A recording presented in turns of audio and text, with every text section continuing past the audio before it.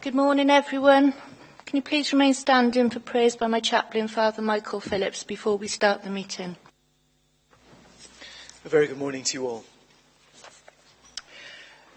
Thinking of the referendum in Scotland and the decision taken by that referendum, today I thought we'd pray for reconciliation and understanding within society in general, both in Scotland, of course, and throughout the UK, which does include the meetings of councils.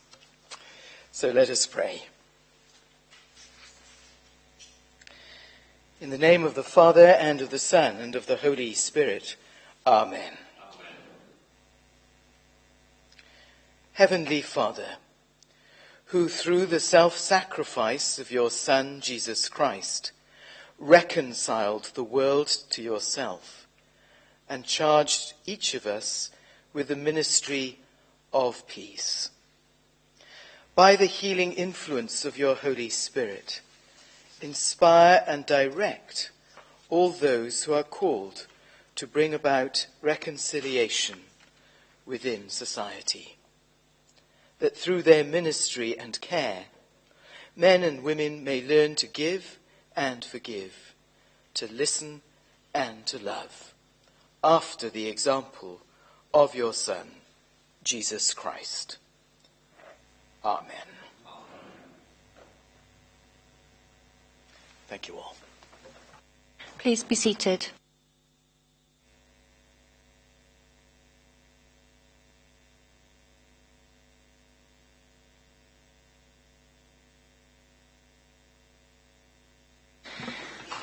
I'd like to remind you all that this council meeting is being broadcast live over the internet, so please be aware we're all on camera.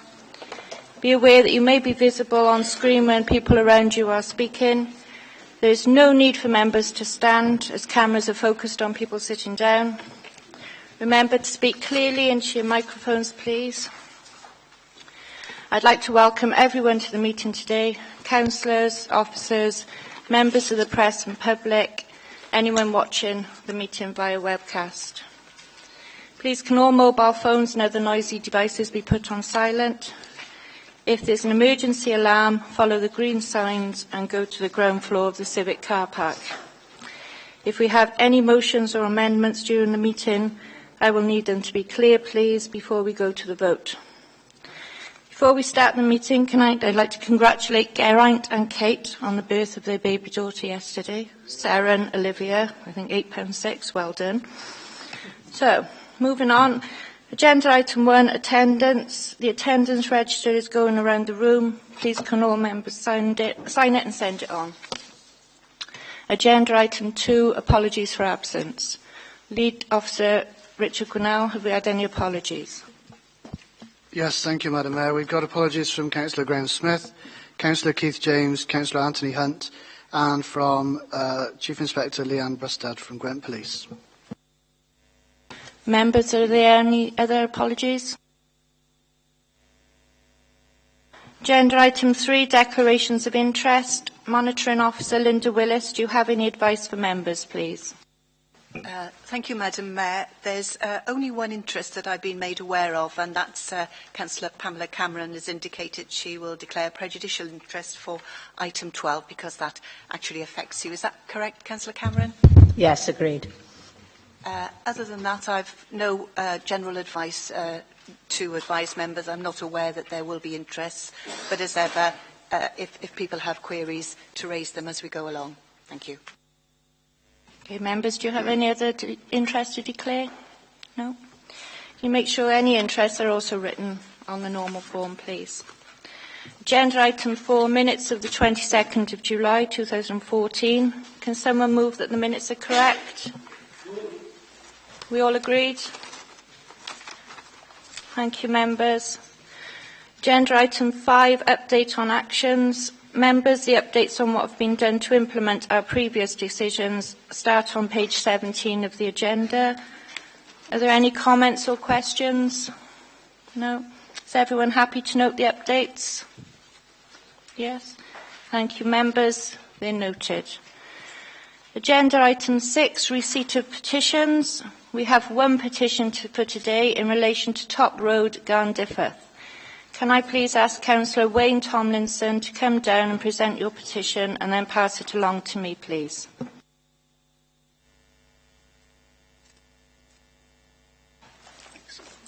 Thank you, Madam Mayor. I have a petition here signed by 46 people living at Top Road, Garndiffath. We, the undersigned, call upon the Highways Department at Torfaen County Borough Council to urgently review the safety of Top Road, Garndiffath, Torfaen. We'd like to change the layout to a one-way system as the road narrows to single-lane traffic with no pavement. Garndiffath School has a walking entrance on Top Road at start to finish of the school. The road has a walking entrance on Top Road at start and finish of school. The road is gridlocked and blocking residents' access to their properties. There have been a number of accidents and near misses that have occurred there since the school numbers have increased over the last few years. Please do something about this before it is too late and it is a fatality. Thank you very much, Madam Mayor. Okay.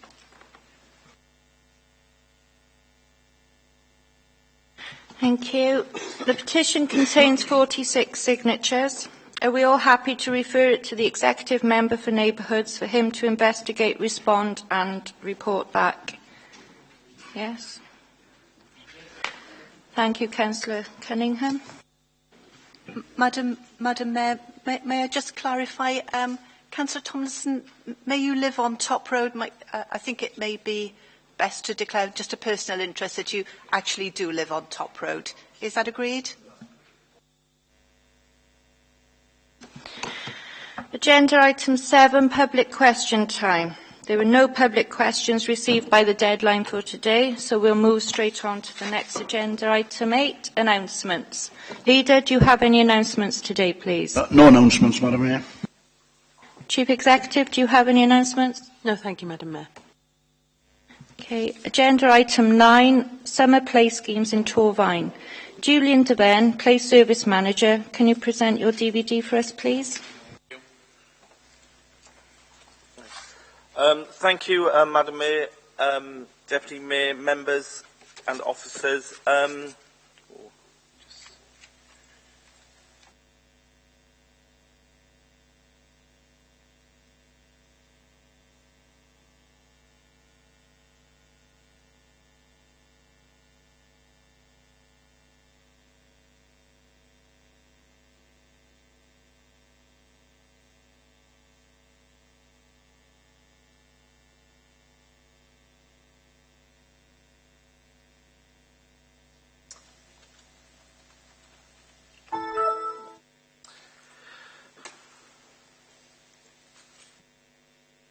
Just say this is a short video from this summer's play scheme.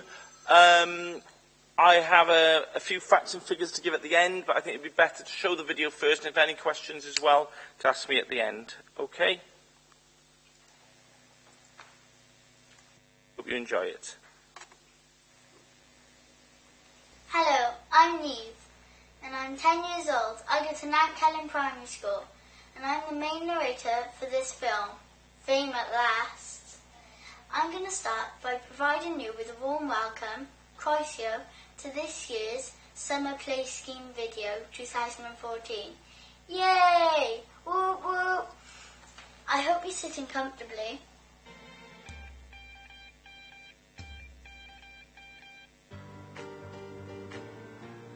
Where to start? Play and play provision is an essential and important part of the lives of children and young people within Torfaen. We take this very, very seriously. In July 2014, the important people at Welsh Government made play a statutory requirement for every local authority in Wales to have sufficient play opportunities for all children. This saw Wales as the first country in the whole of the world to recognise the importance of play and to do something about it. Big news indeed. As a result, Torfaen County Borough Council and its partners are committed to the Play Sufficiency Action Plan, which ensures that a rich and varied programme for play is delivered all year round. The summer play schemes in Torvine take lots and lots and lots of planning. Therefore, the preparations for the play scheme starts in January, where we look at venues, previous attendance figures, recruitment, training, publicity, along with a lot more behind the scenes. Over 180 young people applied to volunteer this year. Without all these young people giving up their free time, we wouldn't be able to offer so many play opportunities. In Torvine, we are very proud of our inclusive model. We contact all parents and carers whose children require support. This can be anything from a mild learning disability to a severe, complex and medical needs. Support is also provided to children with behavioural needs and social and emotional needs. By the way, whilst all this has been going on, we still have been running 10 projects linked to schools, 17 community play clubs and 12 half-term play schemes over the 3 half-terms, delivering and supporting community play events and much, much more.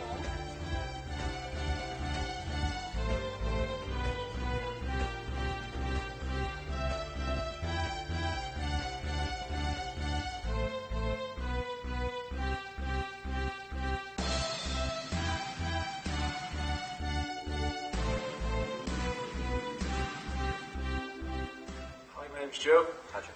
Hi, Sean.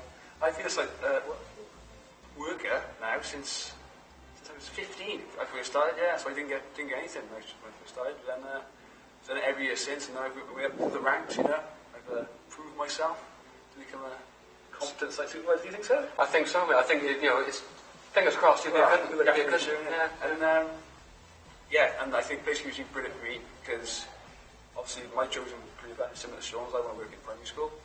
I'm on a course now for next year, and basically it's just basically grounded me and really helped me learn to deal with children and be in charge of the children and just better myself for becoming a good primary school teacher. Awesome. My name's Luke, I'm 17, and I'm doing this. I'm volunteering for the summer because I want to work with children in the future. Hello, my name's Kate, I'm 19, I'm from Trevethin, and I'm volunteering because I want to work with kids in the future. I'm Emma, I'm a play helper this year, and I'm doing play scheme because I want to work with kids in the future. I'm Max, and I'm 15, and I'm doing play scheme this year because I want to be in the police force in the future. I'm Maisie, I'm 15, and I'm a play helper this year because I want to work with kids. I'm Charlie, this is Mo, and this is Derry. We're all 16, and we're all from Newport. And we really wanted to take up this opportunity to work with young people and children in Torvine because Newport doesn't offer opportunities like this.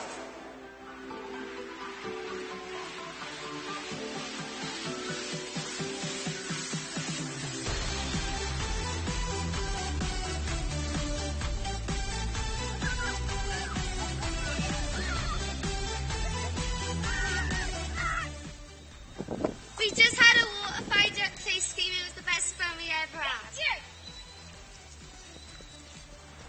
Hi, I'm Andrew. It's my second year volunteering. I had so much fun doing it last year. I just felt I'd do it again. Mae yn y rili syth, da ni'n redig doi seit Cymraeg a doi ieithog blwyddyn yma. My name's Mike. I've been working for the police service 10 years, and it seems to be getting better and better every year. This is Abby, she's my one-to-one. I've been supporting her for about a year now, and she comes to our provisions all year round. Abby, do you like play I scheme? love play scheme. It's one of my favourite things to do with the summer holidays. Do you? What school do you go to? I go to Cronbridge School up by Crossy and I love it. I'm in class 10 with Mr Jones. I like going out with my friends. And this is Kermit. Hi everyone! Yes, he's married to Miss Piggy and she's been very lazy today because she's on a lion. And no, he's not Constantine. He just faked the thing. Say hi, Kermit. Bye. Hello, my name's Mel. This is my brother Callum. He's been coming to play skiing for the last 11 years. He thoroughly enjoys it. My parents won't know what to do without it.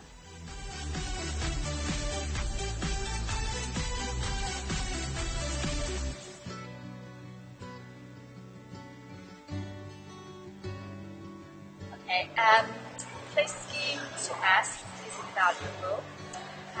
Tom is 6. He is very rigid in routine.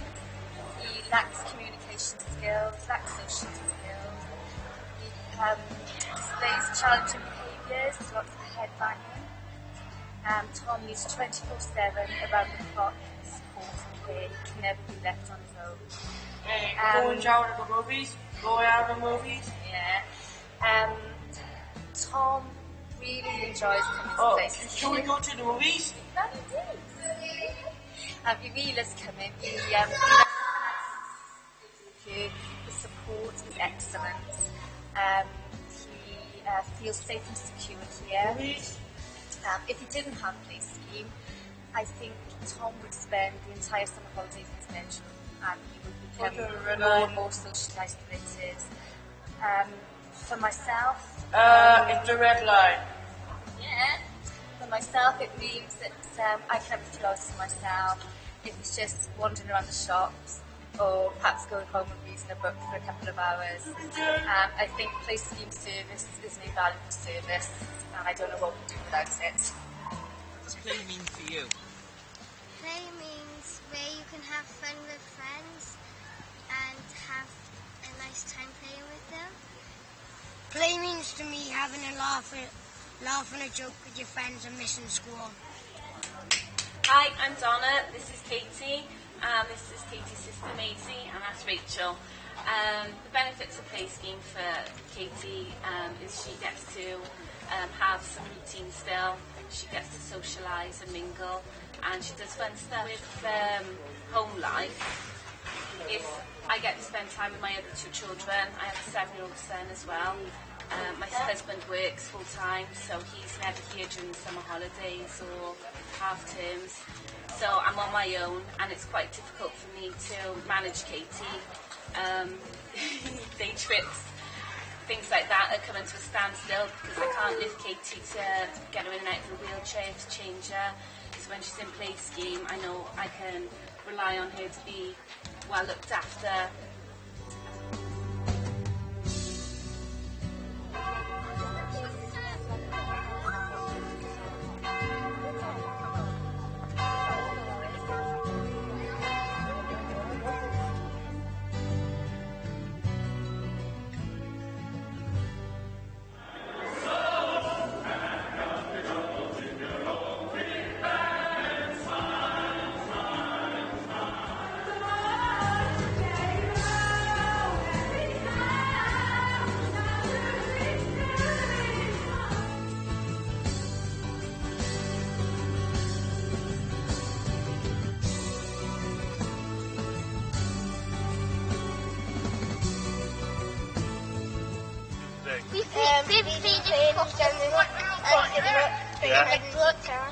Yeah. Have you found anything down there? And we found some fish.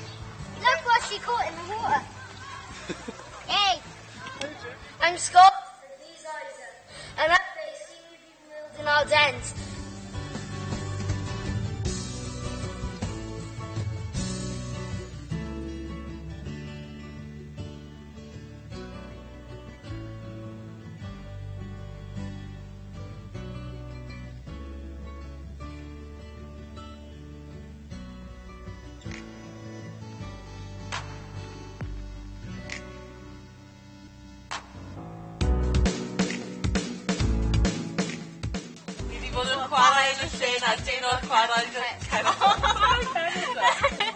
We've been playing in the park on National Play Day.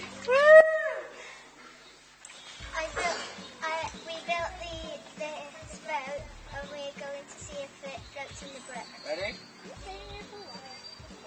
Yeah, it floats. Here you go.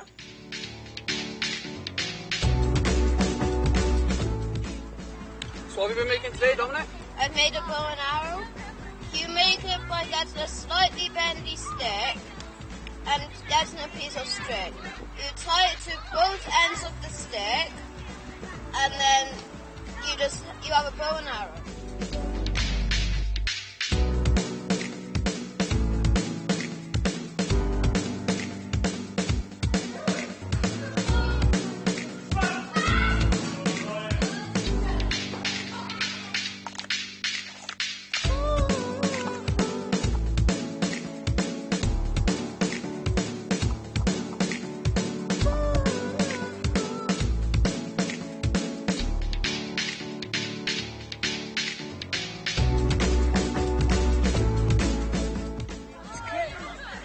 I'm going to tell you about little picking. In field, there's been a lot of rubbish dumped around. Hi, I'm Carenza. This is Nathaniel. This is for support workers. This is Corey, Laura, Becky and Dylan. So Nathaniel has challenging behaviour, epilepsy, ataxia, incontinence, and limited language understanding. But the biggest one for us is challenging behaviour, and that's why he comes to Placey for the last 3 or 4 years. He's come to Placey now about 3 years. I was very reluctant at first because of letting a child with special needs go and let him go away from me. But now I'm so grateful for the support and basically the respite that we get as a family to spend more time together. Also for us as well, my husband works permanent nights, and it sounds really small, but when Nathaniel's home, my husband can't sleep at all because obviously he's screaming, attacking us, running around screaming and shouting. So this 4 weeks now, my husband actually gets 4 nights sleep, which is 5 nights sleep, which is amazing for us. Nathaniel, we find, needs ownership of his life and can't access clubs, activities, sports clubs because they won't take him because of his behaviour, because of his needs. But in Placey, we find that he can access all of this in a safe, care environment where his needs are taken care of, and he's never supported. He is supported, but he's never judged.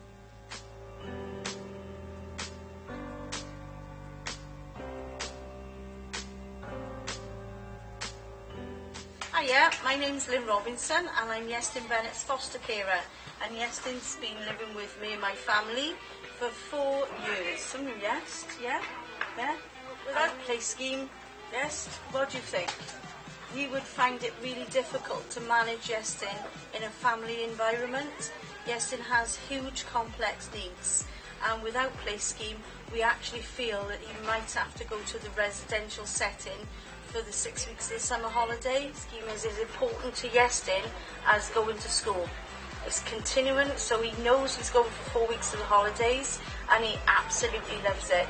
I'm working with Julian and the team.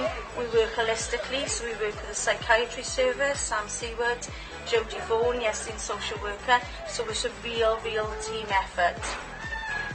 Hello, just wanted to say how much the Torvine Play Scheme has helped us. Joe first started coming to Torvine Play Scheme about 6 or 7 years ago. At that time I never thought Joseph would be able to take part in an integrated play scheme, but through the persuasion of Julian Devin and his team, and I see how they worked with children with disabilities, reassured me, because up until that point Joe had gone to a specialist provision, and he's absolutely loved it. It's made him much happier. He loves being amongst all the people and taking part in having all the swimming, and it's enabled me to be able to go to work and to carry on with our day-to-day life.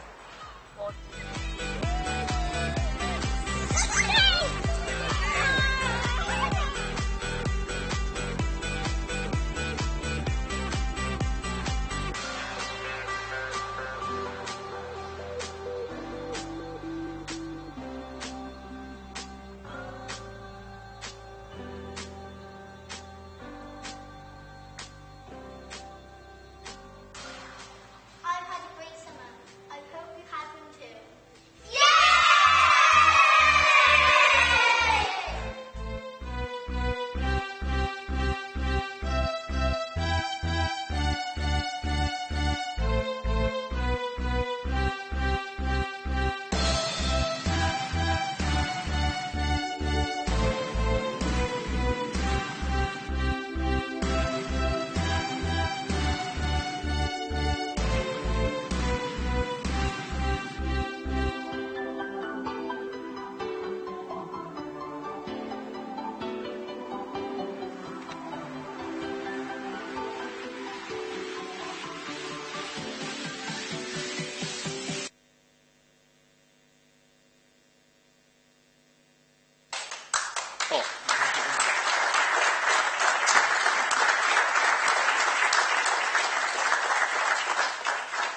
Thank you.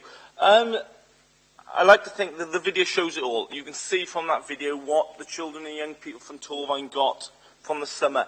Not just the children, but the young people, the young volunteers who give up their time to support our play provision across the borough. Just a few facts. Like it's stated up there, we had 32 play schemes running this borough this summer, from Garner Road down to Pontia. Over 200 people, young people, participated in a week's training which took place at Fairwater Comprehensive School, covering subjects such as safeguarding, health and safety, participation, inclusive practice, playwork principles, and so on. Specialist training was delivered by the Health Board, the Fire Service and community nurses. Without these people, there's no way we could offer what we do to all children. This year, we had 140 young people complete an OCN in playwork, which we thought was very good, and we've just had the feedback now they've all passed. So they've got accredited playwork OCN for working on the summer as well. The daily figures across Torfaen, there was approximately over, up and down, roughly around 2,000 children participated across Torfaen in various settings this summer. So the numbers are very high. There was 138 children this summer who required one-to-one support. So that was either one-to-one as a volunteer or 2-to-1, 3-to-1, but like we see on the video, one child required a 4-to-1 to make sure they could attend this, the provision, which we made sure we put in place for that child to attend. The additional things it doesn't say up there on the video is we offer as well 40 respite sessions for families and carers of children with disabilities if they need that additional support in the morning and after school as well, so they can go to work. So on one of the sites, children can be dropped off at 8 in the morning and stay till 5 for that additional support, so they have that opportunity for work. Also, there was the 2 Welsh provisions running this year, one in the north, one in the south, and we also offered 2 bilingual sites as well this year. And then, again, as always, we offered a site on Shepherd's Hill for the Gypsy Traveller community as well. But none of it, like we say in the video, none of it could happen without the support of all different departments, etc. And at present, we're working with 80+ partners to make sure the summer play schemes can happen. Feedback we've had is extremely good from the children and young people, and we've had very positive feedback now from parents and carers as well. That is my presentation. I don't want to talk anymore unless there's any questions. Thank you, Julian. I'd like to congratulate you and all the team on another successful year. I was lucky enough to go around visiting a lot of the play schemes on National Play Day, and to see the service you provide and the support to parents is wonderful. So congratulations. Members, do you have any further questions or comments? Councillor Evans. Thank you, Madam Mayor. Can I add my congratulations to you, Julian, and your volunteers. As the slide pointed out, some of them have come back over a 10-year period. I think that's absolutely brilliant. Obviously, keep up the good work. It's good to see that the Welsh Government has recognised the importance of play provision, and I'm heartened to hear that, especially in times now when obesity is becoming a real problem. So I'm glad they've recognised that. But my question is, in their recognition of play's importance, is there any funding coming to the play schemes out of this?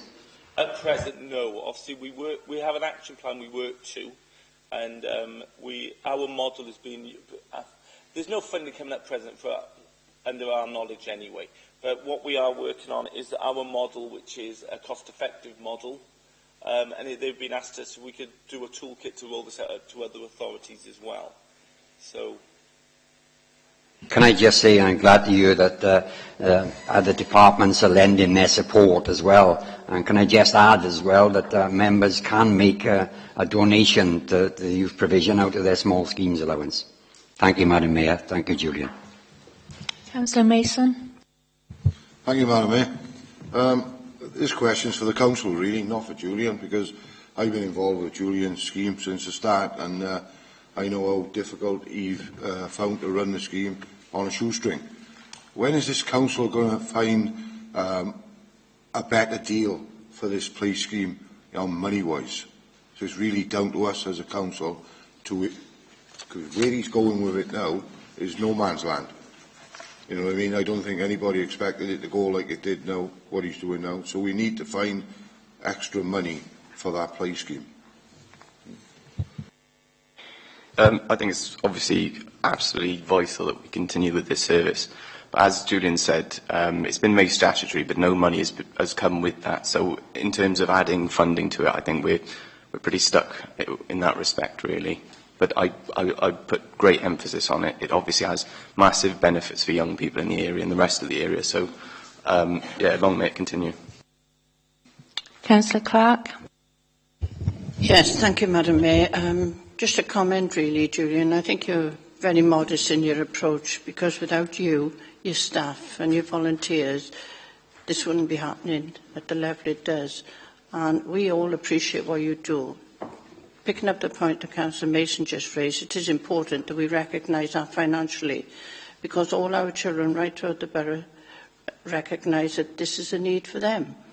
And I have to say, you really throw yourself into it. You're so dedicated in the job that you do, and I don't embarrass you by saying this, but it really is true, and we appreciate that. And again, to your staff and the volunteers, without them it wouldn't happen. So thank you. I was very pleased to be a very small part of it, even though I didn't want to be on the stage, to be Madam Mayor, but it was a joy to be with the children and you on that day. So thank you very much for that. Thank you. Councillor Burnett. Thank you, Madam Mayor. Just to reiterate what everybody's saying, I mean, I know Julian does an absolute fabulous job, which we all know. And as Gwen said, we don't want to embarrass him, but he is an absolute fabulous officer, which we have in the play scheme. I was working alongside him down the boating lake on the big event there, and I was just amazed how many children were coming along making hats and crafts all free. I mean, on a day like that, it's an expensive day for families to go out, but everything was provided free, and the kids were queuing up and queuing up. But I got to be honest, I was making some hats as well. I think I beat a couple of them, but there was few better than mine as well. But it was a fun day, and Julian and his team worked so hard, and I just applaud you. Thank you. Councillor Jeremiah. Thank you, Madam Mayor. I'd like to congratulate Julian, but I would like to congratulate the team that we had in Wayne-Pellin this year. Fantastic team, fantastic children. And can I convey my thanks from the parents of the children. Didn't hear a bad word about the play scheme at all. And the children are looking forward to it next year. Thank you very much. Councillor Thomas. Can I thank Julian and the team for all the work they've done in the Tullochs ward, particularly the work in Sandybrook Park and St Giles Community Centre. A lot of residents were commenting about the play scheme this year. I don't think they ever heard so many whooping and hooping as had come from the park, and they left the park absolutely immaculate. So well done. And I know that the St Giles team won the play scheme of the year. Yeah. So can you pass on congratulations to everybody? Absolutely fantastic. Well done. Councillor Morby. Thanks, Madam Mayor. I think Councillor Mason raised an important issue with regard to funding. It's clear from what we've seen and heard that there would be significant additional costs on the social care budget, if only in relation to the children with special needs who needed that additional assistance during the play schemes. But without that, you saw the reaction of parents and foster parents that it would make life much more difficult for them if they didn't have the break that the play scheme affords. And if we talk about a single child going into residential care as a consequence of not having that break during the summer, then we're talking about probably most of the cost of the play scheme immediately being spent on caring for that child in a residential setting. And the opposite obviously also applies, that social care would be having a significant additional cost if we don't actually invest in or continue to invest in these particular schemes. So what I wanted to remind all members, though, including Councillor Mason, is that we are being given an opportunity shortly to state what we think is appropriate in terms of changes in the profile of expenditure of this council. And the exercise we're being asked to undertake is one where we indicate what can be cut in terms of expenditure on particular services and where we would like to see increases. And it is a good opportunity for all members, not simply to say here that they think something ought to be spent on this, that or the other. It is an opportunity to actually not only say that, but also, and this is the tricky bit, you have to give an indication of where you would make a saving as well. You've got to balance the books. And I know Nigel, when he presents his report later, will probably want to say something on those lines as well. But that seems to me to be the answer that we all need to give consideration to. If we're going to spend more or continue to spend at the same levels on certain services, then we have to find the savings as well. And preferably without increasing council tax or charges to the extent that might be necessary if we don't find those savings. Thanks. Thank you. Councillor Daniels?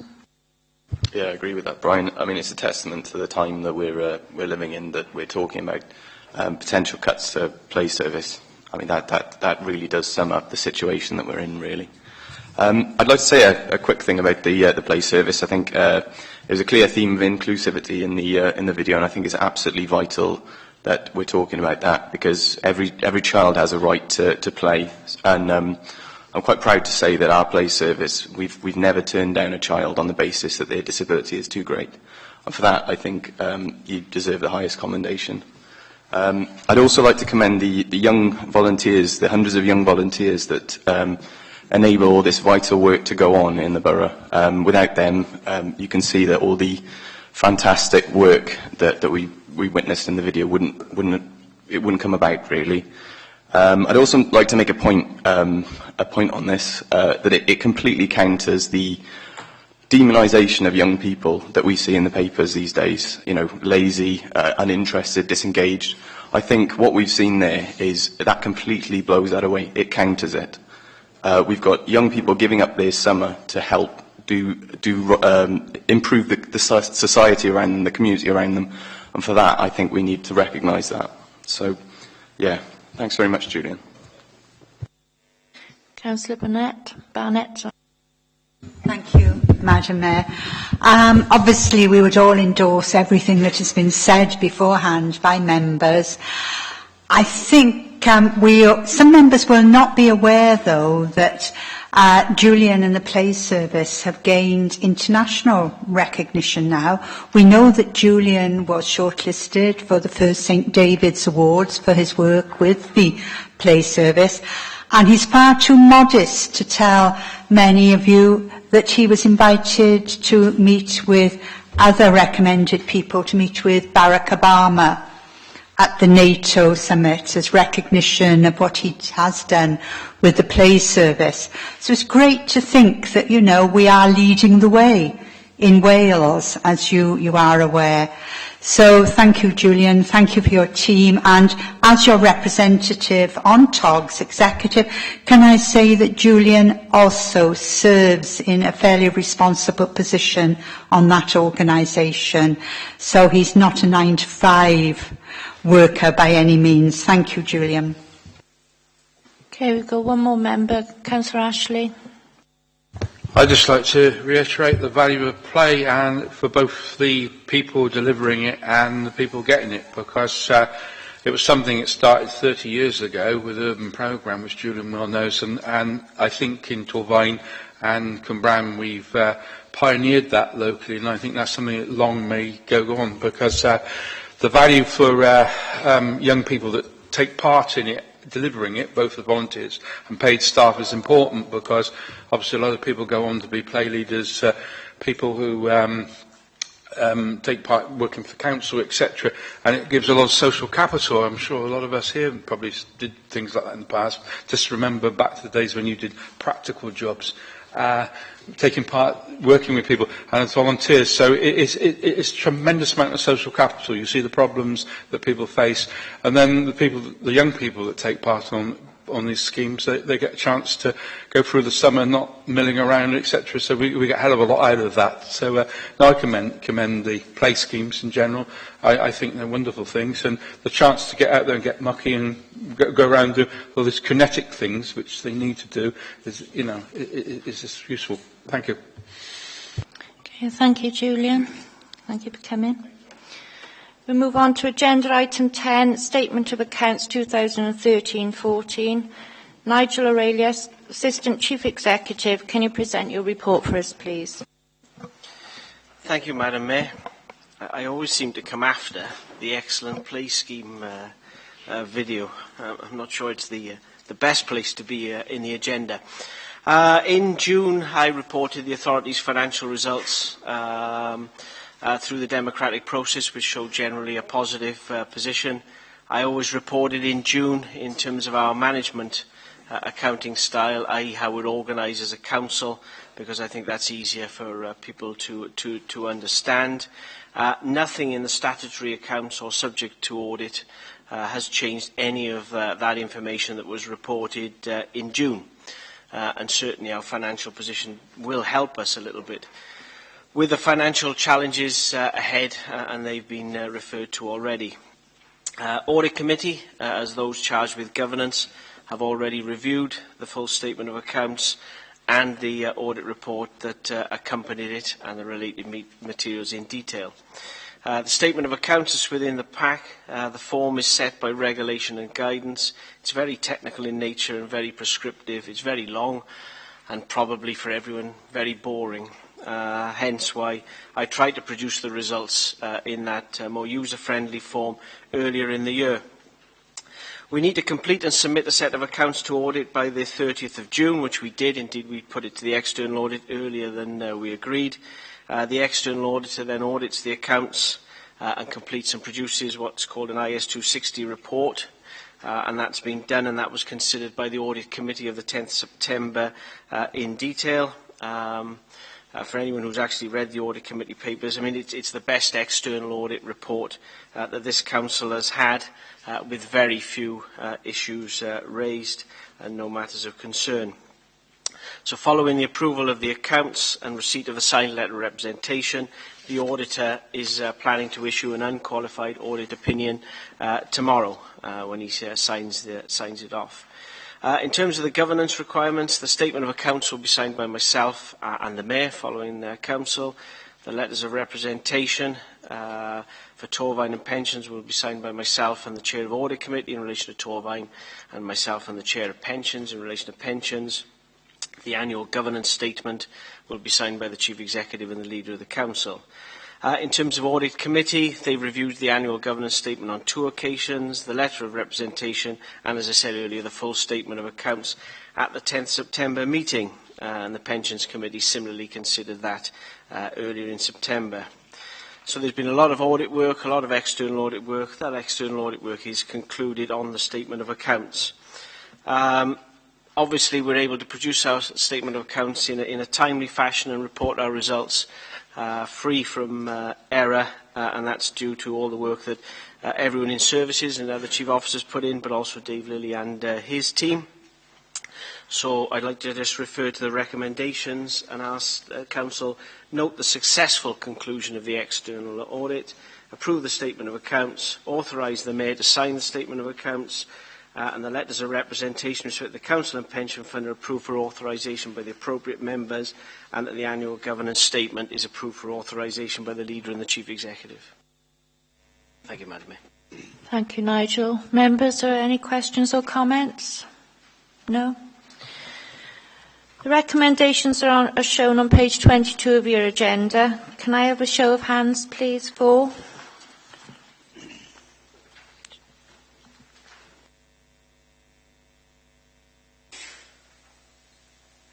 Anyone against?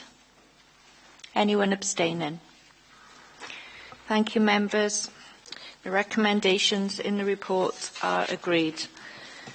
Agenda item 11, Annual Report of the Head of Democratic Services. Richard Edmonds, Head of Democratic Services, can you present your report for us, please? Thank you, Madam Mayor. Good morning, members. I think this will be fairly brief. As some of you will know, in my capacity as Head of Democratic Services, I have to keep under review the level of support available to members. The formal aspect of this requires me to report once a year to the Democratic Services Committee my determinations on the adequacy of support and also the evidence that forms the basis of those views. The Democratic Services Committee received that report on the 9th of September and after what I describe as a healthy discussion, endorsed my view that the level of support in Torfaen remains adequate at this time. The committee asked that I bring the report to the next available council meeting and asked that council note the contents of the report and our shared view on the adequacy of support currently available. Having now done that, Madam Mayor, I'll leave it there. Thank you. Thank you. Members, are there any questions or comments? Councillor Carrington. Yeah, I would like to add, I think we did add a slight adjunct to that adequacy question, or in that we agreed that it was, certainly agreed that it was adequate, but we did wish the attention to be drawn to the Council that there has been a significant increase in the number of meetings held in the last year. It's up by about 10. We thought that we felt it wise to bring to the attention of Council that if that is a sort of increase that we might see year on year, we were going to have future doubts about future adequacy. And that's really all I wanted to bring to the attention of the Council. Councillor Cunningham. Thank you. Can I just raise the question? It's a pretty comprehensive report, but where we seem to be lacking in relation to member support, and that's on their public engagement. And there seems to be a change of attitude that members have not been made aware of. And I talk about the printing of ward newsletters. We were always told that it was against the law for us to use the facilities of this council to print newsletters for members. And yet that attitude apparently has changed. There are members who are using the facilities of the council to print newsletters, but this council has not been made aware of that. So that facility is not available for all of us by default. And I'd like a comment from the Head of Democratic Services to tell us about that. Yeah, no problem, John. This is an ongoing issue that I've been dealing with yourself and other members on. I'm not necessarily sure it's relevant to the content of this report, but just for members' information, what I've described to Councillor Cunningham previously is that what we haven't got currently is a policy position on what members can print or cannot print. But I've also made the comment that as we move closer towards digital meetings, the use of the iPads, tablets and other things that you see around the chambers, combined with the financial austerity that we're facing at the minute, we may well be reaching a tipping point where we need to describe that policy and bring something back to Council. But there's nothing in place at present. Yeah, just to follow up there. So in the meantime, while you deliberate in that, we can print our ward newsletters on the facilities of the Council, as some members are doing.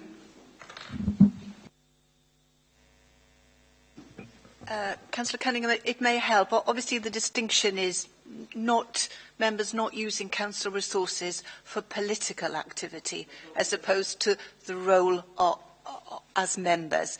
And I think it's important, as Ed has actually said, that we make it clear to members where that distinction lies. And there is, as I understand it, work going on to make sure that that's the case. So it's also the content in the newsletters we would have to be mindful of. I understand that. I've got no problem with that at all. But it's been some months since I've been discussing this with Ed. We haven't reached a conclusion. All I'm saying, if some members are using the printers to put newsletters around the wards, then all members should be afforded that facility. That's what I'm saying. Okay, thank you, Councillor Cunningham. The recommendations are shown on page 170 of your agenda. Can I have a show of hands, please? Everyone for?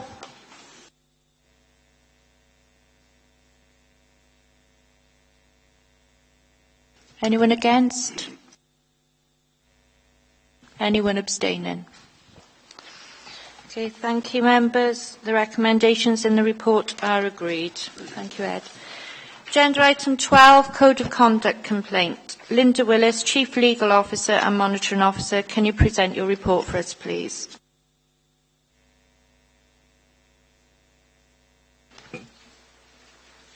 Thank you, Madam Mayor.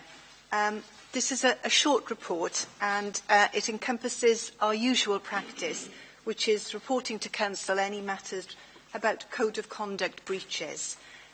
It does explain that there has been an honest mistake by Councillor Cameron regarding the correct type of interest to be declared.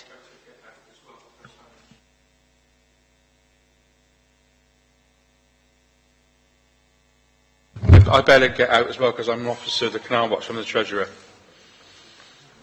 I think that is probably a personal interest, I think, Yes, in relation it is, to it, because yeah. it's a code of conduct issue. Okay. Do you want to note a personal interest Yes, then, please. Councillor Ashley? Yeah, I Right, hadn't then. realised this. And Councillor Colette Thomas might well be in the same position. Okay. Yeah. Fine. Yeah. Right. Thank you both. If I can continue, the issue related to a donation made under small schemes to Torfaen Canal Watch. When Councillor Cameron realised the error, she self-reported the complaint to the Ombudsman. You will see the Ombudsman's report there. There was an unreserved apology, and consequently the recommendation from the Ombudsman was no further action. The report actually then asks this Council to note it, and of course it is evidence both of how careful members try to be when they apply very technical rules to the Code of Conduct, as we've just seen a display of here, and that how important this Council regards maintaining high standards under that code. That's all. Thank you. Thank you, members. Are there any questions or comments? No? Okay. The recommendation is shown on page 176 of the agenda. Can I have a show of hands, please? For?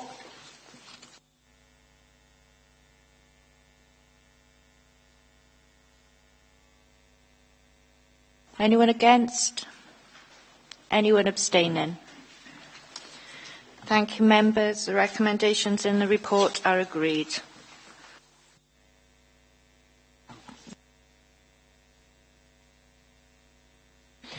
Agenda item 13, revised cabinet member designation. Leader, can you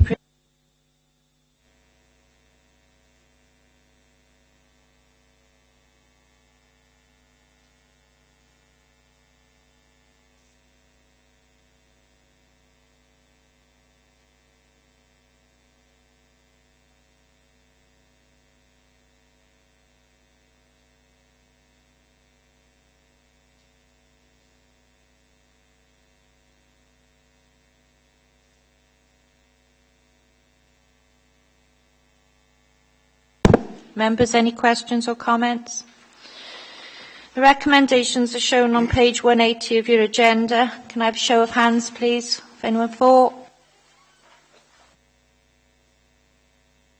Anyone against? Anyone abstaining? Thank you, members. The recommendations in the report are agreed. Agenda item 14, political balance. Richard Gwinnell, Lead Officer for Council, can you present your report for us, please? Yes, thank you, Madam Mayor. Members, I've circulated around the room the new political balance figures along with the old political balance figures, given that a review of political balance was formally requested. The figures reflect each political group's entitlement to committee seats, given that Councillor Kemp joined the independent group in July this year. And I don't really want to outline it in detail, particularly. Somebody recently called political balance the dark arts, and I think that's probably a good description. But the principle's the same as ever, you know. Each group has got a percentage of seats on the whole council, and therefore we need to apply that to committees as well. Madam Mayor, the new allocations have been provided to group leaders.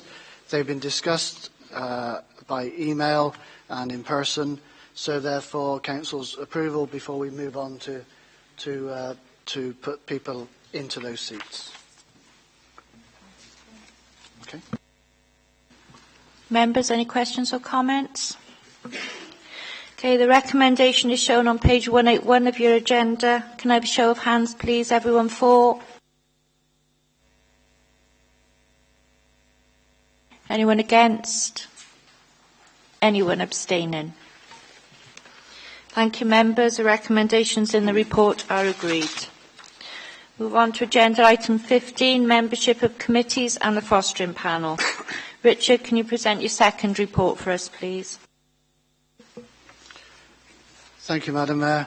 I've also circulated around the room for all members the new list of who's going to be on which committee according to the nominations from the political groups. They're very similar. This table is very similar to the membership agreed in May at the annual meeting. But there's about 8 changes as a result of the changes in political balance. The nominations have come forward from the political group leaders in discussion with their groups and with the individual members. So the list is here for Council's approval. I just wanted to mention 2 other things, Madam Mayor. Members, you'll see on page 2, Resources and Corporate Business Overview and Scrutiny Committee, there is 1 vacancy, and that is for the Conservative group to fill when they have a name.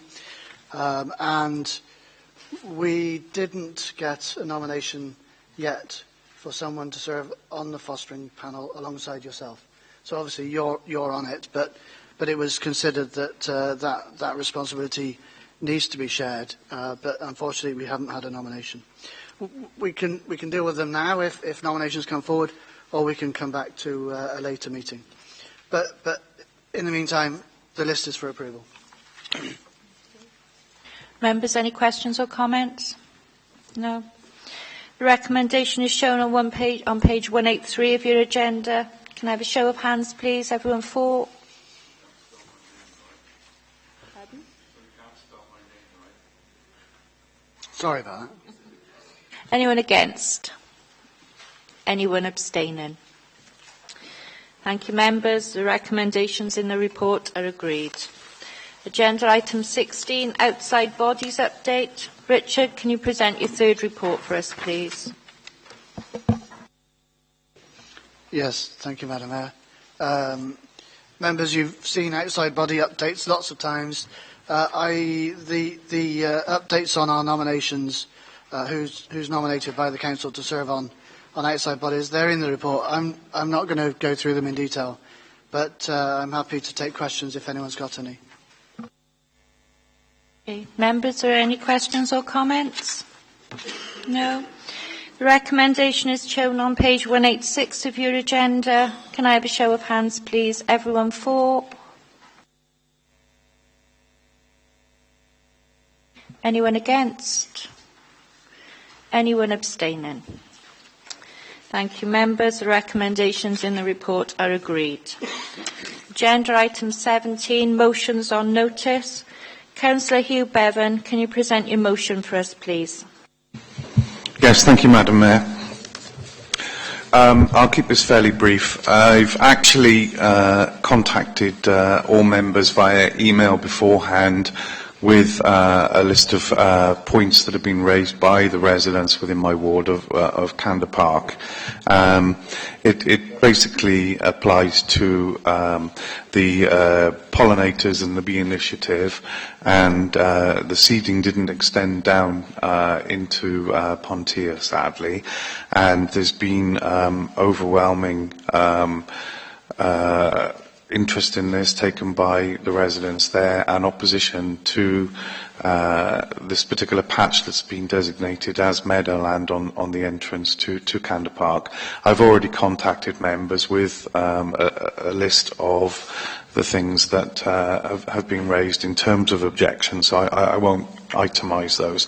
I'll just proceed with reading the motion. The Council agrees to request Cabinet 1 that the entrance to the Canada Park Estate, Pontier, be exempted from the decision taken in January 2014 to have this area designated as Meadowland, and 2 that TCBC go back to its previous routine of regular cutting of the grass in this area. Thank you, Madam Mayor. Okay, thank you. Is the motion seconded? Okay, members, do you have any comments or questions? Yeah, Madam Mayor, I wish, whilst I sympathise with you, who I have colleagues have spoken to you on this issue.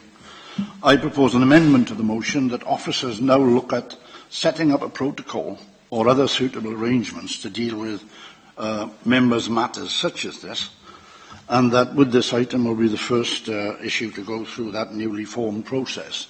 What we haven't got in Torvine is an appeals committee, not only to deal with issues around cutting grass and things like that, but also in relation to other issues, whether it's education, social services or whatever. We need a situation where members can have a response as quickly as possible. And if, for some reason or other, the cabinet member is not there or whatever it might be, and there are a range of different issues, then that's not satisfactory. We need members to be having answers as quickly as they possibly can. And what I'm suggesting in this motion, this amendment, is that we set up a protocol. I think you've been told that they will look at your issue as speedily as they can, but this protocol will cover these things. I don't know whether Linda Willis wants to say something, but that's the process we want to go through. Thank you, Leader. Just to be clear, I think from what you've said, it's actually about looking at either an existing or a new process, but it's not about setting up an appeals committee, which is That's what I said. Not part of it. I said we haven't got an appeals committee. No, indeed. But what we need in its place, instead of having an appeals committee, which takes a long time and is laborious, is a process that deals with the matter so that members can quickly get answers to their questions.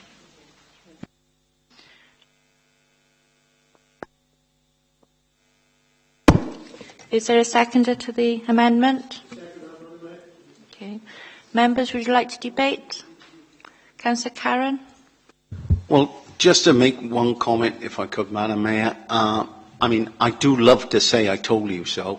And at the time that this came forward to the Council, I made several comments about the fact that I hope members had looked very carefully at the areas that were in their ward, because, you know, this was a council decision and they were going to have to abide by it. I sympathise with you. You just don't know how your constituents are going to jump on issues. But, you know, we knew that I guessed that somebody was going to come forward with something like this. And, you know, I did tell you so. Councillor Ashley? I sympathise very much with what problems Hugh's got, because not everybody likes the pollinators thing, to be quite frank. Several people in my role as sustainability champion and at the biodiversity have criticised it because obviously they think it looks untidy. There are different opinions about this, and I well understand that some people's idea of pollinators is other people's untidy piece of grassland, which we obviously have to educate people that the idea there is sustainability and bees, and that's part of it, but we also have to enable people to have a choice over that, which I quite agree. That's why we do need what the leader suggested. It seems an eminently sensible idea, and not to exercise that choice while at the same time educating people why we've got the pollinators thing. I think we do both bits. It's eminently sensible, and not to get too much confrontation if we can help it. Thank you. Councillor Daniels? Yeah, I agree with Stuart there. I think it's important to reference back to our original decision. It wasn't an aesthetic decision. We didn't take this on the basis of how it's going to look. We all knew that this was going to, some parts might look unsightly, but that wasn't the purpose of this decision. It was to improve the ecology of an area. There's obviously a conflict between visual and ecology, and the original decision was on the basis of ecology. So whilst I sympathise with Hugh, going back on a decision like this, I don't think it would be wise to do so without consulting with the ecologist, I think. Councillor Burnett. Thank you, Madam Mayor. Yes, I agree with you what he's saying. I mean, I support it strongly when it went through council last year, as I'm a prolific gardener. But if everybody has seen these pollinating areas we have, it's been successful in some areas, not in others. And I've spoken to relevant officers, and they've agreed that some parts of the seedings weren't successful at all. This is the first time we've done it, and we have to learn as we're going along. I still support the pollinating side of it. I would agree with Hugh as well. I mean, the residents on there, I mean, we could look at it. If he's spoken to the relevant officers, I'm sure they would look at it favourably and think, right, we could cut that bit, I don't know. But I mean, I do support the pollinating side of it. And I've spoken to relevant officers, as I said. Some were successful, some weren't. Some were absolutely tremendous, and some were no good at all. Really no good at all. But that's a lesson to be learned. And I'm sure next year they will look at some different seeding, wherever they get the seed from. But I will still support the seeding of the pollinators. But I'm sure if Hugh has spoken to officers as well, and as the leader said, we should look at some way with these problems can be solved quicker than they normally are. Councillor Bevan, I'm going to bring you in. Would you like to wait until everybody's had their chance and then you can respond? No, I'll just respond to a couple of the comments, please, if I may, Madam Mayor. You need to know you close the debate once you speak, mind. Nobody else can speak after you. Okay, that's fine. Thank you for pointing that out. Yeah, no, I broadly... Because we can't speak then. Oh. If you speak now, we can't speak. Oh, I beg your pardon. I'll It might withdraw be for the better to moment. wait until everybody's had, and then you come back in then. Councillor Mills. Thank you, Madam Mayor. Yes, I also have had a number of residents complain about this policy and what the knock-on effect in my ward especially is being where you once had a nice grassed area where children could play. Now you've got an untidy, uncut area where irresponsible dog owners don't pick up after the dogs because the mess can't be seen. So therefore we're left with, as I say, what was once a nice grassed area where the children can play. Now you've got an untidy area covered in dog's mess. Thank you. Councillor Cunningham. Well, I didn't want to prolong this because I didn't think we were going to discuss this, actually. We were just going to talk to Hugh about it, and that was the end of it. But the point that there's a lot of people now jumping on the bandwagon. We're talking about specifically within this motion about Candu Park. And I think that the details and the circumstances of which will be dealt with by this protocol committee. But I just want to throw something in, but I know there's some conflict down there, Hugh, that you are stuck between the devil and the Duke Sea, where the Community Council want to take the area over to make it into conservation with all different sorts of flowers, etc. So the Community Council is in conflict with the handful of people in Candu Park. This will be taken up by the committee and those circumstances will be addressed. But I don't know why we're debating now and everybody will jump in now with a patch in their own area. That's not what we're talking about. We're talking about Candu Park. Councillor Evans. Thank you, Madam Mayor. Can I just say I applaud the initiative as well as Councillor Burnett and most councillors here have as well. But what I would say is that we did have prior notice of the areas that would be going to Meadowland, and at that time we could respond if we didn't think they were acceptable or not. I think we could have done more to engage the public. I think we should have done that. But I'm quite happy with the situation, and I would endorse the leader's recommendation of setting up a panel. Councillor Burnett. Sorry, Mary Barnett. Sorry, Mary, that's twice now. I do apologise. I haven't had any major surgery or anything yet. So,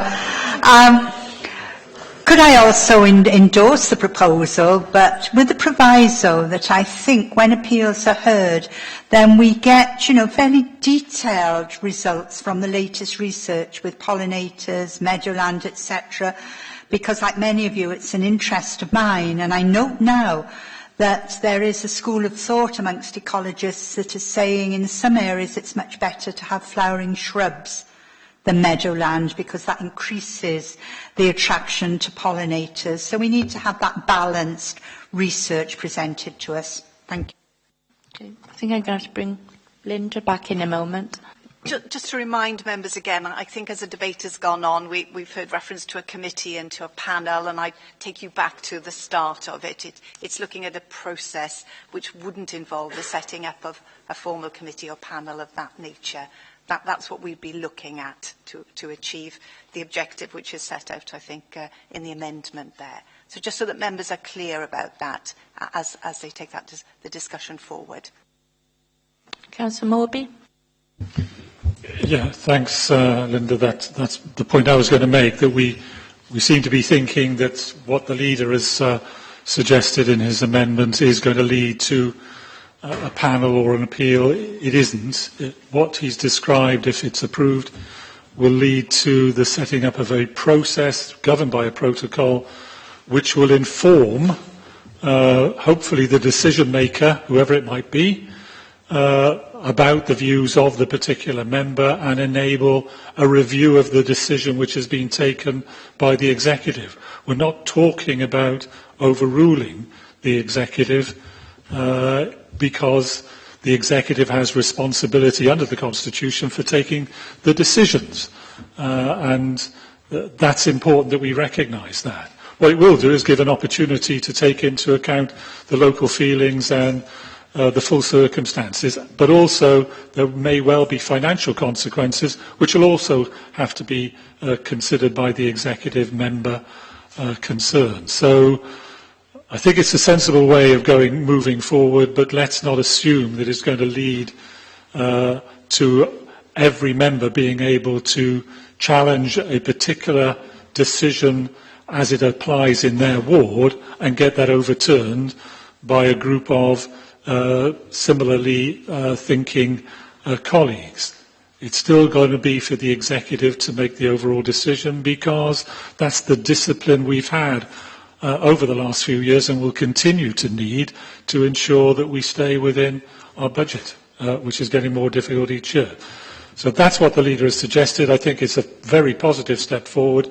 It enables the review, but it doesn't enable automatically an overrule of the decision that has been taken. Thanks. Okay, thank you. I think all members have spoken. So, Councillor Bevan, would you like to come back in now? Thank you, Madam Mayor. And I apologise for coming in a bit early and interjecting when not all members had had the opportunity to speak on this. It's apparent, obviously, then, that some other members have similar issues within their ward, but as the leader said, this motion was submitted originally just on the basis on this one specific site. So I will focus on that. I, like many other members, supported the pollinator initiative in the vote back in January. I think it has been a good initiative and has been recognised by ecologists and presenters. We've had a letter to the leader from Yolo Williams. The concerns that have been raised by the residents have been very site-specific in terms of why that particular site was identified, what scientific research has been undertaken in terms of the numbers of pollinators that were at the site previously, what follow-up research would be undertaken to identify the number increase or decrease in pollinators going forwards on the site after it had been left for a period as meadowland. There's also some scientific research being put forward that Councillor Barnett alluded to earlier in terms of the types of vegetation that are growing and what is necessary to encourage particular pollinators into an area. So, i.e., is the meadowland the best approach? I would just like to say that I did have a a chat with the leader and some of the members of the executive about this, and I welcome the initiative that he's actually putting forward for us as a whole council, for all elected members, to have the ability for where we get overwhelming response or reaction to decisions that have been taken within our own wards, for us to be able to come back and put those through the appeals process. So just as a point of order, though, I would just like to say, can we see the amended motion submitted in writing, please? Thank you. Bring the leader back in. Madam Mayor, there's been about 5 different interpretations of what I said and what we agreed. The bottom line is we will bring back a written protocol so that everybody can see it on paper, and then we'll agree.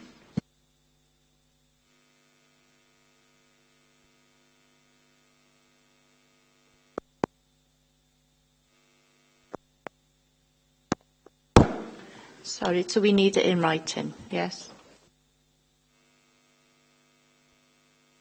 Sorry, right, okay, we've got the amendment in writing, so Richard Grinnell, can you please read it? Yeah, members, I'm going to read out the wording of the amendment. It says that officers now look at setting up a protocol or other suitable arrangement to deal with members' matters such as this, and that this item will be the first issue to go through any newly formed process. Okay, so we're going to take a vote on the amendment. So everyone for, raise your hands.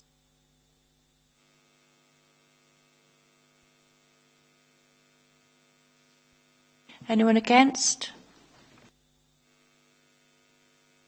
Anyone abstaining? No. Okay. Okay, right. The amendment is agreed, so now we have to vote on the substantive motion. So,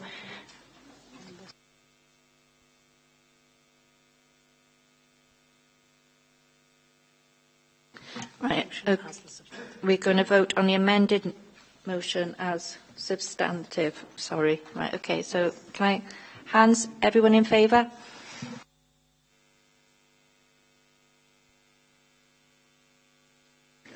Anyone against? Anyone abstaining? One.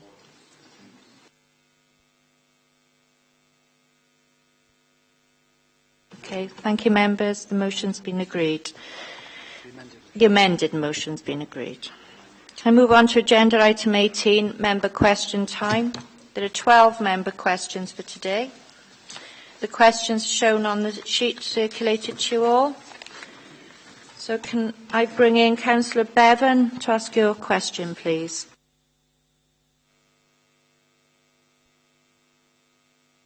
Yes, thank you, Madam Mayor. Given that Torfaen has a statutory duty to maintain the highways in a safe and sustainable manner, I was alarmed to see in a recent report that the backlog for essential highways maintenance in Torfaen has now increased from a previously reported figure of £20 million to £30 million currently. Please can the executive member advise what is being done to address this backlog and what has been done to secure additional funding to be made available to TCBC from the Welsh Government going forwards? Thank you. Thank you. Can I ask Councillor John Cunningham, Executive Member for Neighbourhoods, to answer, please? Well, I have to say to Councillor Bevan, this is probably one of the best questions we've had in this chamber for some time, and quite an intelligent one because it gives general information on the situation of the council.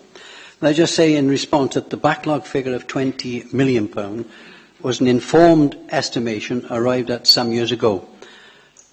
The amount of funding required to bring up the highway asset to a given standard, in this case, for the asset to have a residual life of 20 years. The estimation was carried out when condition information was less complete than it is now. In the intervening period since its original estimation, figures of 25 million and more latterly 30 million have been used. These increases allow for the original estimates further degradation of the asset and inflation.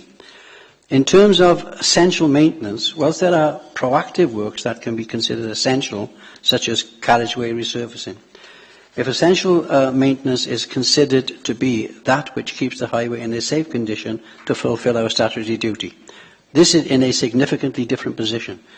We inspect and maintain the highway to ensure it is in a safe and serviceable condition in accordance with council policy. Performance in this area is monitored closely, and currently there exists a small backlog that's reducing. In terms of proactive works, the authority has performed well over recent years in comparison with others related to condition of carriageway. Although it's important to note that performance only generally considers the higher quality roads, known as generally as the main roads.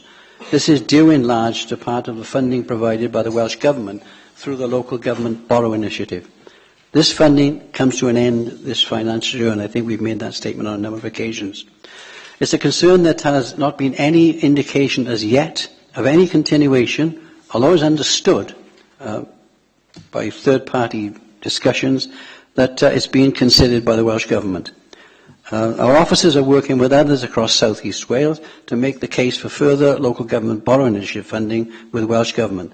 For my part as executive member, I am fully aware of the condition of the highway asset, and I lobby for increased funding from Welsh Government when I have that opportunity, which is including direct representations to the Minister, together with my Cabinet member colleagues across the WLGA. Do you have a supplementary question? No, thank you, Madam Mayor. Okay, thank you. We'll go to the next question. Councillor Kemp, would you like to ask yours? Thank you, Madam Mayor. Following extensive vehicle speed monitoring associated with Tipooka Road, Upper Cumbrian, Heddlu Gwent Police Wales Road Casualty Reduction Partnership has stated that the results of the monitoring does not meet the criteria for enforcement.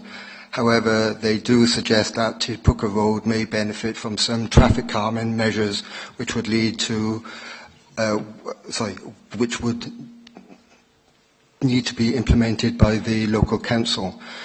With this information, will Councillor Cunningham, Executive Member for Neighbourhoods, give a statement as to whether or not Torfaen County Borough Council will be supporting the recommendation of Heddlu Gwent Police in order to make Tipooka Road a safer place to drive and live?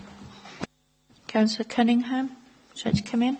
Yeah, thank you for your question, which has been supplemented by the newsletter that you put out around the ward yesterday, a copy of which was found on the printer in the members' room this morning. My response is that the department is fully aware of the concerns related to the perceived speed of traffic on Tipooka Road. In addition, the action outlined by Councillor Kemp is being taken by other parties and officers which have their own action in deploying a speed indicator device on Tipooka Road, which is an educational device that highlights to motorists their current speed such that they are made aware of that speed. The device also collects speed data. In considering Tipooka Road, an inspection of the casualty record has shown that there has been no recorded personal injury collisions within the last 5 years at least. As such, given that the Welsh Government view on financially supporting schemes that would result in a reduction of casualties, this scheme would not be in accordance with the most heavily weighted part of the criteria. As such, it is very unlikely the scheme would be approved. In making their suggestion, the police may not have been aware of the guidance and criteria for the implementation of such schemes, and as such, the suggestion could be considered inappropriate. And I find the information from the police I wish they were today actually, quite contradictory in their statement, where they say the results of the monitoring do not meet the criteria for enforcement, and yet they are suggesting we look for grants to put traffic calming.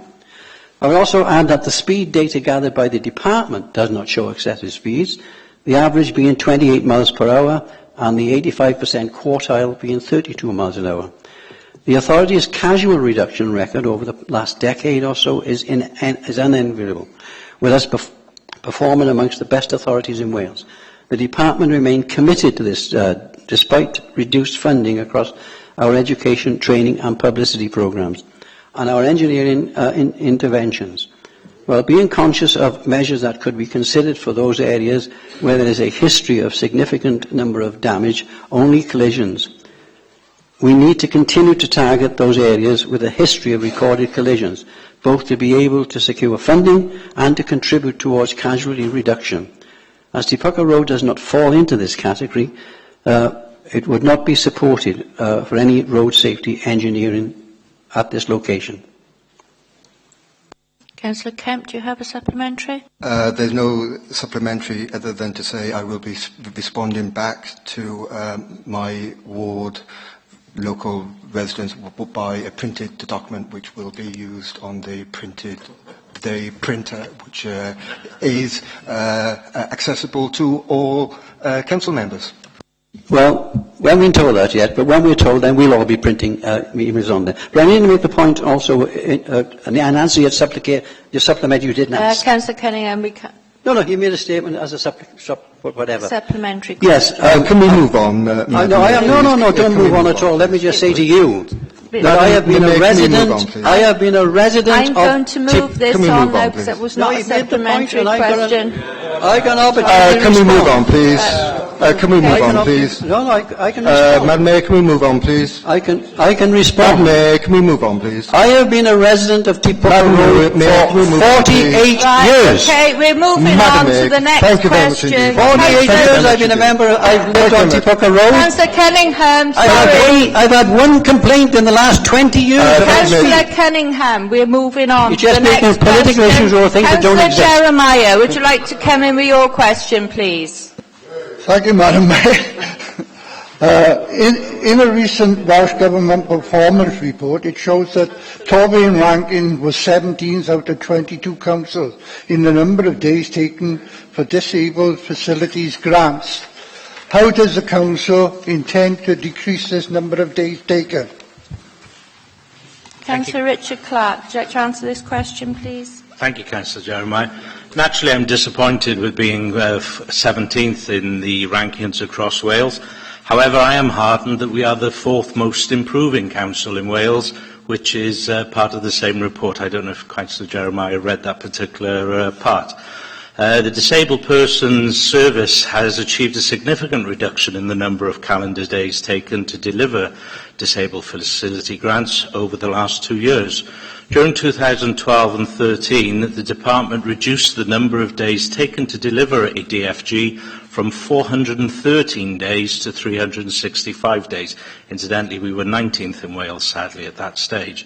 In 2013 to 14, this has again reduced to 269 days, so from 413 to 269. To achieve this, we have invested in additional resources at a time of financial pressures and reviewed our processes to remove barriers. The performance is subject to regular scrutiny by myself and members of the Social Care Leadership Team through the DFG Project Board. All cases taken over 200 days to complete are reported directly to the Head of Adult Services with an explanation of why these have occurred. Action is taken where necessary. The Healthier Scrutiny Committee looked at this issue during the last year, and I welcome their input. And I believe, Councillor Jeremiah, you are part of that Scrutiny Committee, so you should have already received answers to how we are looking to further reduce them.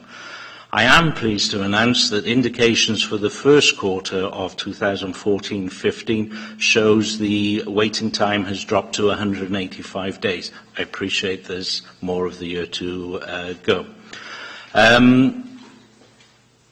I've written something here and I've lost my flow. I'll stick to what it says. Anyway, the service will continue to aspire to further decrease in days, but it would be prudent of me to flag up that in financial times, the financial pressure times we're under, the additional resources allocated to decrease in delays could jeopardise that at this current time. So, yes, we're not happy where they are. I've made a commitment, as my predecessor, Councillor Bynan, did, that they would come down, and we've stuck to that commitment. 413 down to 269, 185 at the moment, and we're on course to improve. So the things that we raised in the Scrutiny Committee, which you were part of, are obviously having effect. Thank you. Do you have a supplementary? No supplementary. Thank you, Richard. Thank you. Question for Councillor Ron Burnett. Would you like to ask your question? Thank you, Madam Mayor. With the massive pressures on this council's budget, can the executive member for resources explain why the Green Meadow Farm is still subsidised to the tune of £361,000, even though this council took a decision not to promote tourism in Torfaen? Can I ask the leader to answer this question? Richard Clark is answering this on behalf of Anthony Hunt. Happy? Right, okay. The council's decision not to promote tourism was a expenditure cut in a certain particular part of that council, this council. The farm, along with other assets which the tourism function used to promote regionally and nationally, now carries out the promotion work from within its own budget, and that strategy appears to be working well. It would have to promote itself to get greater footfall. So the fact that it's not going to promote itself just seems nonsensical. So I think the tourism thing is a little bit of a red herring there. But that aside, the farm has not been excused from the need to make savings. Indeed, this year the farm has made £90,000 worth of savings as agreed in the budget. The farm, along with every other aspect of the council's budget, will be reviewed, as Councillor Morby said earlier, and no doubt debated in the forthcoming months up to the budget. However, it must be remembered that the farm cannot on its own solve every budget pressures facing this council. Like councils across Wales, we need to save millions of pounds each year. Even if, as the independent group seems to wish, the farm were closed, only a tiny percentage of the savings needed across the council would be achieved, and the community will have lost this valuable asset. Do you have a supplementary? Yes, I do, Madam Mayor, yeah. Why has this farm not been put into trust, like our leisure centres, community halls, football fields, bowling fields, all put into private trusts for everybody else to run themselves? I'm sure that officers watching this webcast this afternoon will be wondering how they meet their budgets, and as I said, £361,000 put into a community farm feeding some animals, while vital sources are being cut. We just talked about play schemes, there's no funding for that. Children's resources are being cut, our schools' crossings are being cut, community meals put up. Yet you say this vital place we call the community farm, we all know it's heavily protected by this Labour-run council and always will be. But I say to the people watching this webcast today, especially the officers, start questioning where our money is going. But as Brian Morby said, we will be looking at it in the future. And as far as I'm concerned, this is what I've always called my black hole, £361,000 for a non-vital area within Torfaen when officers are struggling to meet their budgets and other areas are suffering while animals are being fed very well. I put the people of Torfaen that have been kept education as well, speak to this council and find out where the money is going. I'm only aware of the leisure trusts and Woodland Road community trusts being formed. In terms of sports fields, those are being offered by the council as leases and not as trusts, and certainly not to private organisations, but to community organisations. In respect of the virtue of the farm, it is also, as Councillor Burnett and other members, when they've raised this, it has been pointed out on numerous occasions, as well as a tourist attraction. It provides a great facility for the children of this and other areas to learn about farming and other events that go up there that they wouldn't naturally understand in an urban area such as Cwmbran. It also provides assistance within my own department with training of handicapped people, which could have been done elsewhere within the community, admittedly, but we are putting money into the farm, and that's part of the benefit of the farm. This valley and the wider surrounding valley would mourn the loss of Green Meadow Community Farm, and it's sad and pathetic that every time we come to the budget, the only sustained point that the independent group can make is the closure of the farm. 300,000. This council faces real challenges of millions, and they don't offer any other solution than the farm, the farm, the farm. Go away. look at real solutions and come talk to us when you've grown up. Okay, sorry, Councillor Burnett, you've had your supplementary. You think you should have to come back. Councillor Elizabeth Haynes, would you like to ask your question, please? Thank you very much. Can I first say that in relation to the report that a lot of these questions are taken off, there is a recognition that Torfaen has done quite well in them. But of course, we're not going to be coming here asking questions on how can we improve something that's already been improved. So just to put that one out there first. My question, in the recent Welsh Government performance report under the Social Care for Children section, it showed a marked increase up to 6% in the number of children in care leaving school without any qualifications against a Wales average of 2%. What does the Labour administration intend to do to address those awful stats? Councillor David Yeo, would you like to come in? Yeah, sure. Well, thanks, Councillor Haynes, for the question. But I would take issue with your choice of language. These results are not awful, as your question asserts. They merely reflect the vagaries of statistical representation, as most people here would clearly understand. During the year in question, out of 17 looked-after children who might have been presented for examination, 1 failed to achieve a qualification. This produced an average of 5.9%. When dealing with such small cohorts, 1 pupil being unable to take an examination results in a significant impact on the authority's results in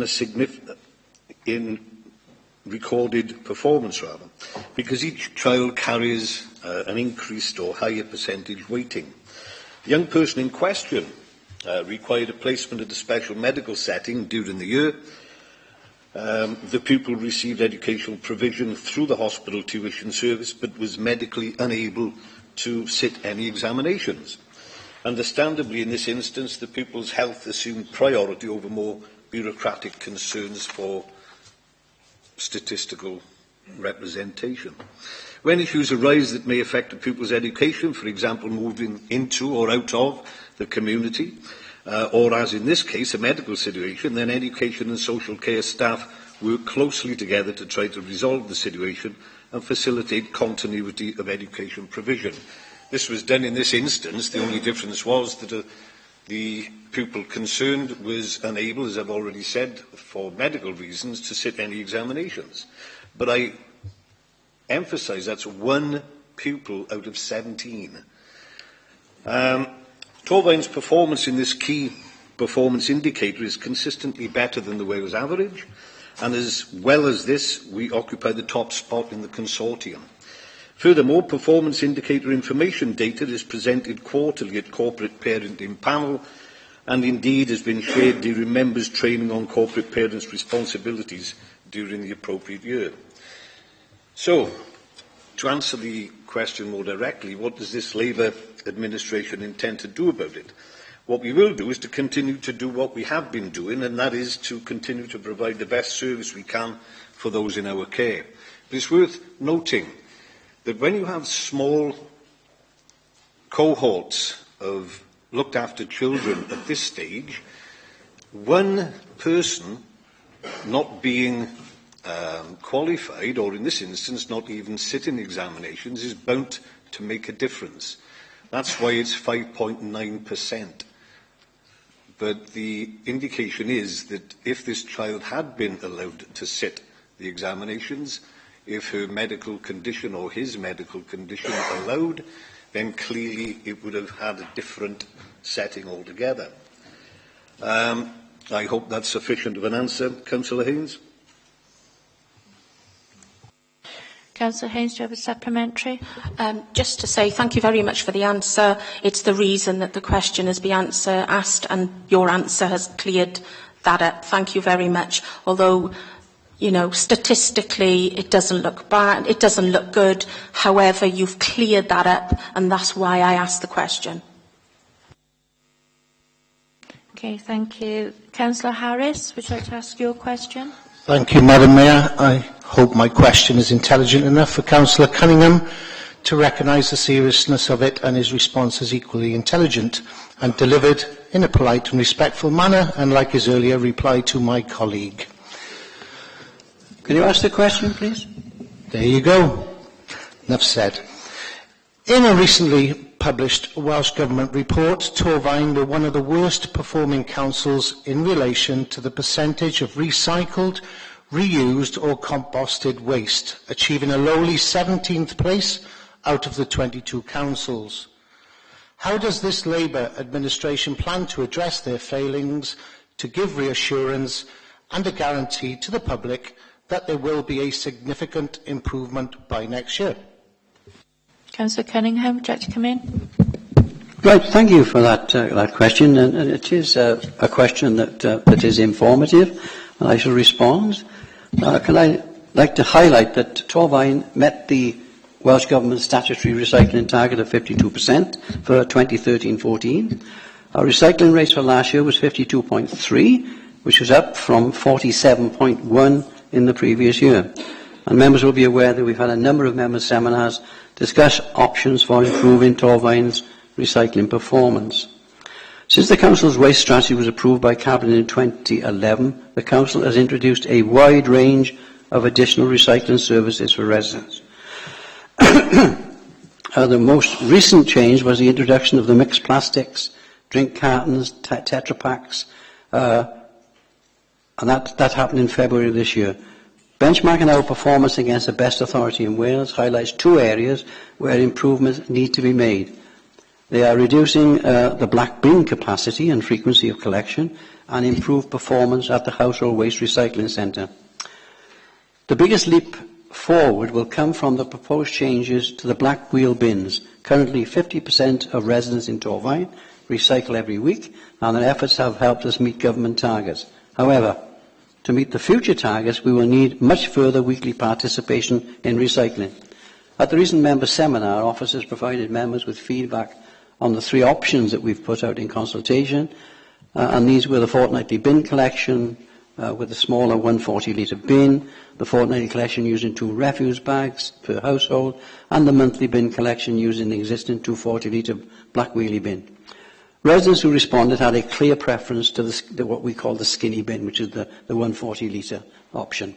A report will be submitted to the Council next month for members to decide on the way forward for Torfaen. Members will also be aware that the new Household Waste Recycling Centre, currently being built at New Inn, the old site is small and struggles to recycle around 2/3 of the waste that residents bring to the site. Modern facilities are able to recycle more than 3/4 of the waste, and due to the extra space available at New Inn site. Additional waste such as furniture, mattresses, carpets will be able to be recycled. The new site is expected to be completed later this year, with residents able to use the site from April of next year. The Council has recently been tendering for a company to operate the new facility. The tendering process is coming to an end, and a report is being presented for submission to Cabinet probably in November to select the contractor for the new site. The contract will expect the contractor to deliver performance above 75%. In fact, the contract includes significant costs and penalties to the contractor if they have failed to achieve this at the site. Some of those authorities with a higher recycling performance than Torfaen has already made these changes in the past 12 months to its residual capacity, and have already demonstrated that by restricting residual waste, recycling rates above 60% is now able to be achieved. Combining the proposed changes to the residual capacity and the introduction of the replacement Household Waste Recycling Centre, Torfaen's recycling performance for 2015-16 will comfortably meet the next statutory target of 58%, thereby providing a firm platform upon which to achieve 70% by 2024-25. And finally, I'm pleased to inform members that the new contract introduced in April of 2013 for treating Torfaen's residual waste rather than send it directly to landfill has delivered what was expected, and last year Torfaen was the best performing local authority in Wales at diverting waste from landfill. That's it, Councillor. Councillor Harris, do you have a supplementary? No supplementary, but thank you very much for the answer. Thank you. Councillor Rees, Jeff Rees would like to ask you a question. Yeah, this is for the leader. Now the Caerphilly County Borough Council have decided they are not better together with Torfaen County Borough Council, what negotiating position will the leader take when he meets shortly with Leighton Andrews, Minister for Public Services, to secure the future of public services for Torfaen citizens?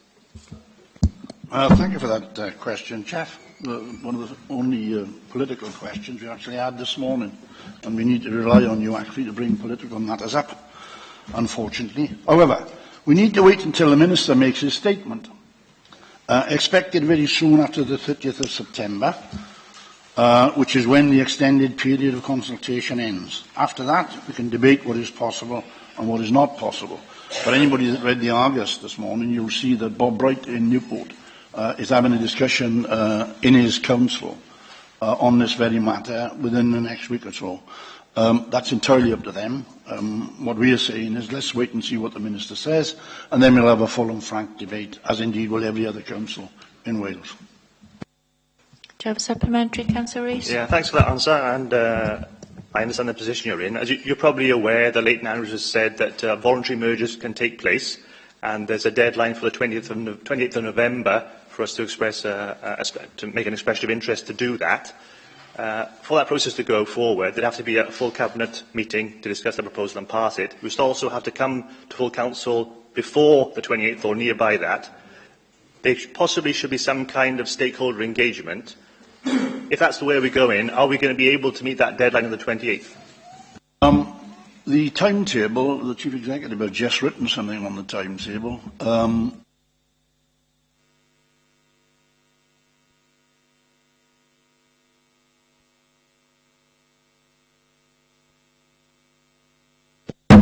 Sorry, be assured we will have a discussion in this chamber before any decisions are taken. Before we move on to the next question, I think Linda Willis wants to come in.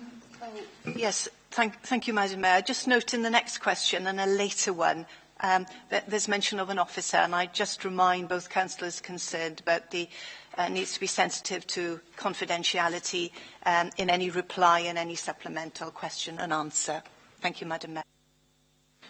Okay, Councillor Ron Burnett, would you like to ask your question? Thank you, Madam Mayor.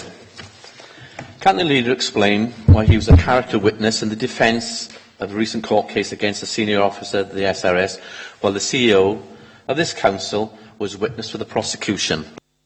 Thank you for that question. There was a number of individuals that had written character references, and there were individuals that actually attended the court. I was asked to be one, and I attended. Do you have a supplementary? No. Okay, we'll move on to the next question. Question 9. Councillor Haynes, would you like to ask your question? Thank you very much, Madam Mayor. In the recent Welsh Government performance report under adult social care, it lists Torfaen as the worst in Wales for the number of vulnerable adults protected from harm, 73% protected in Torfaen against an all-Wales average of 94. How is this Labour administration intending to address this failure? Thank you.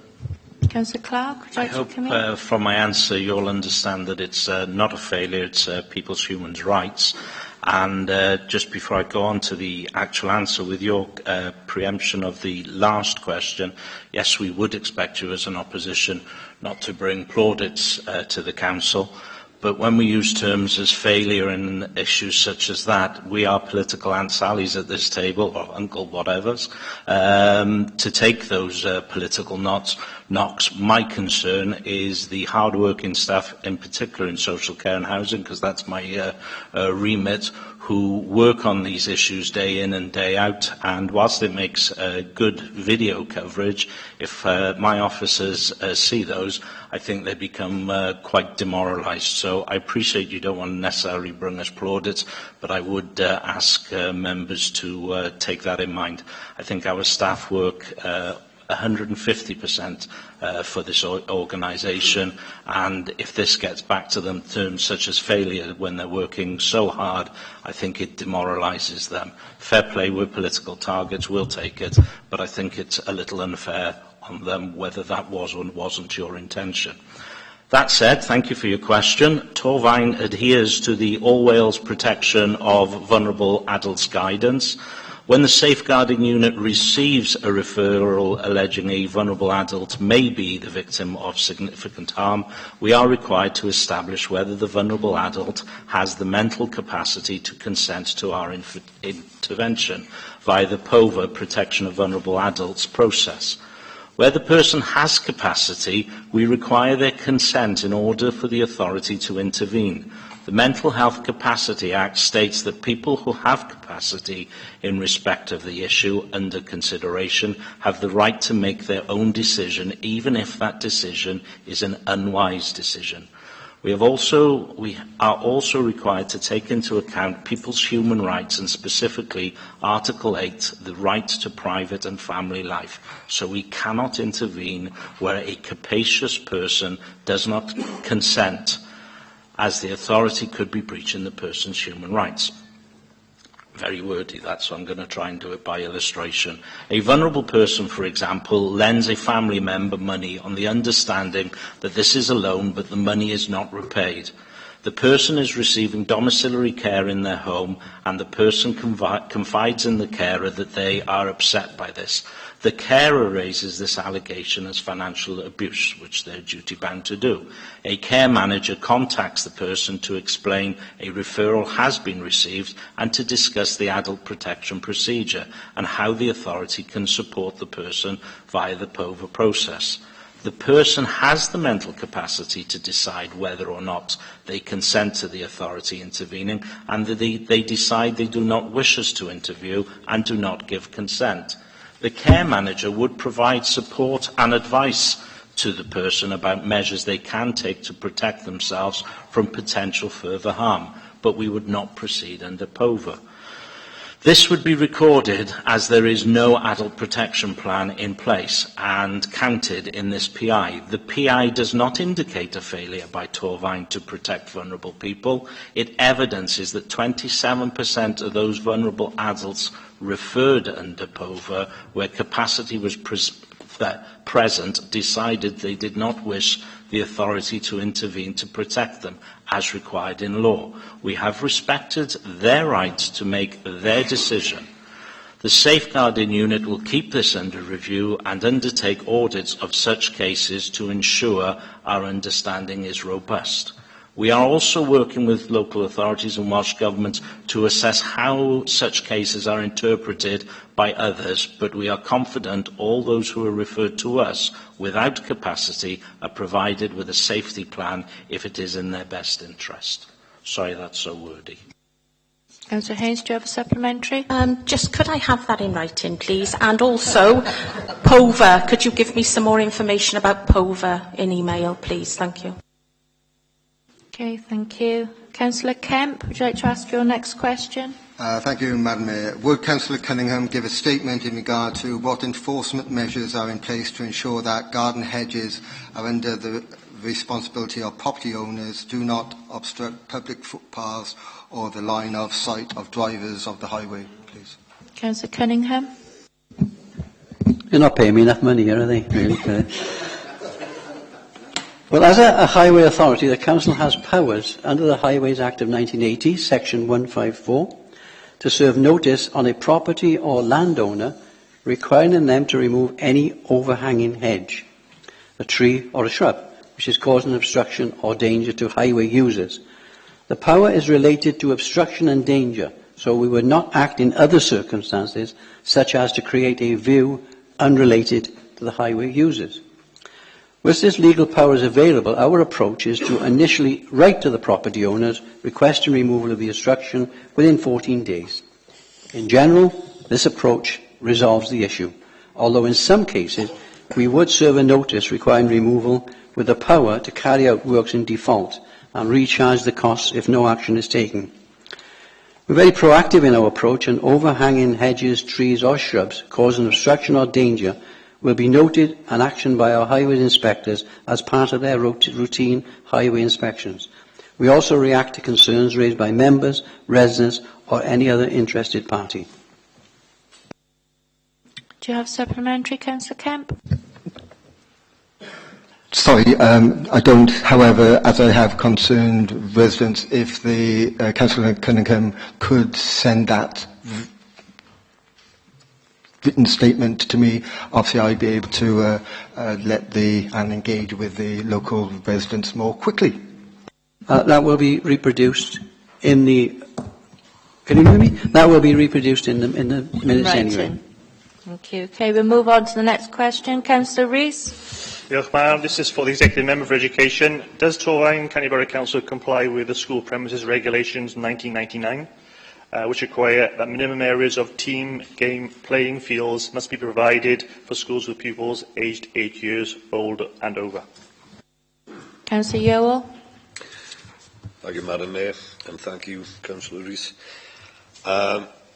Most, but not all, of our schools in Torfaen have outdoor provision which meets the School Premises Regulations 1999 with regard to minimum areas of team game playing fields. Where the school does not, and in the event it is unable to accommodate all the activity it needs to for learners in the space available, other nearby provision, such as other schools, public parks, etc., can be utilised. A good example of where this happens effectively is St Albans Roman Catholic High School, which makes use of Pontypool Park. Do you have a supplementary, Councillor Rees? No? Okay, Councillor Burnett, would you like to ask your next question? Thank you, Madam Mayor. Can you supply a breakdown of the costs to the Council in relation to the recent court case against a senior officer at the SRS up until the end of the court case ended? Thank you for that question. I'm answering this on behalf of Anthony Hunt, who's not here.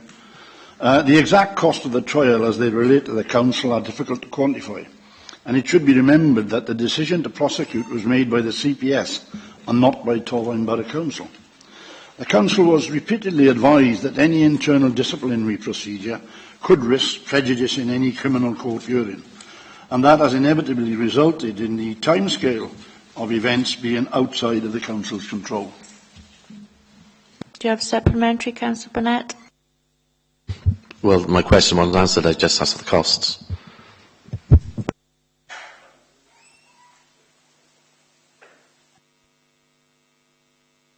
That's the answer, yes. Whether he asked another question, he mumbled something. What did he mumble? I didn't mumble at all. The question was, I wanted the cost. The question was the cost of it. And I've just given the answer. I've not lost the page. That's not an answer, is it? Well, I've just said that it's impossible at this stage of the game to give you the cost of what the trial, because of the reasons I've just said. It's outside of our control as a council. And So- until that is resolved... So we haven't paid anything yet? Sorry? Yeah, This is I not a debate. think the You have two question's been questions which you've answered, asked. that The it is one at was this all right. time is The unable second to one give wasn't a a cost. question. Yeah. You mumbled something which I didn't understand. Right, okay, we're going to move on now. You didn't have a supplementary question. Okay, right. Thank you for your questions. We'll move on to the agenda item 19, the date of the next meeting. The next council meeting will take place on the 21st of October at 10 a.m. in the council chamber. Agenda item 20, Cabinet decision, 16th of September. Members, the Cabinet decisions were published last week. Copies have been circulated. There were no challenges to the decisions. Do members have any questions on any of the decisions? Councillor Haynes. Just in relation to the community asset transfer, the former Upper Cumbrian Infant School site, I note the Chief Officer for Planning is here. I was wondering, is that site included in the LDP as a housing site or? Duncan. Sorry. The community asset transfer of former Upper Cumbrian Infant School site, where was it or what was it in the LDP? Duncan, sorry, can you use the microphone to answer that question? That particular site is not included in the LDP. Okay, are we all okay to note the decisions? Thank you, members. The Cabinet decisions are noted. Can I ask you, if you haven't already signed the declarations or the attendance sheet, can you do so before going? And can I remind you that there's also a members' seminar on education following this council. So can I suggest we all have a comfort break, yeah? Half hour? Yeah?